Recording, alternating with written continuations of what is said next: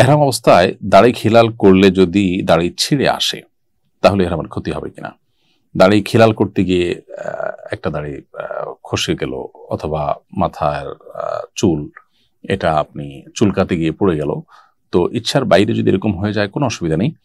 তবে এক্ষেত্রেও যদি 2টা বা 3টা চুল ছিঁড়ে যায় তবে ওলামা একরাম ফুকাহা একরাম অনেকে ফিদিয়া ওয়াজিব হওয়ার কথা বলেছেন।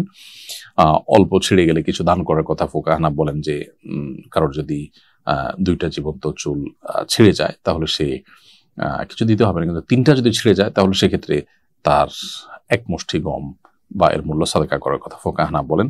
আর হাম্বলি ফকিগণ তারা বলেন যে জীবন্ত চুল 3টা যদি ছিঁড়ে যায় তাহলে ফিদিয়া ওয়াজিব হয়। ফিদিয়া হলো 6টা রোজা রাখা, কিংবা 3টা রোজা রাখা, কিংবা 6 জন মিসকিনকে খাদ্য দেওয়া, কিংবা একটা পশু কোরবানি করা, জবে করে মিসকিনদেরকে খাওয়ানো মক্কাতে।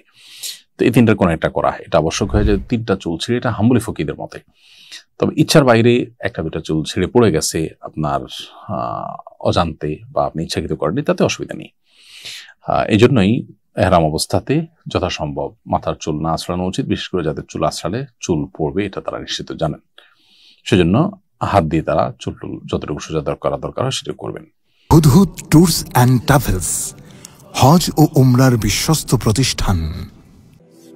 রাহবার হয়ে পথ দেখাবে হুদহুদ ট্যুরস অ্যান্ড ট্রাভেলস।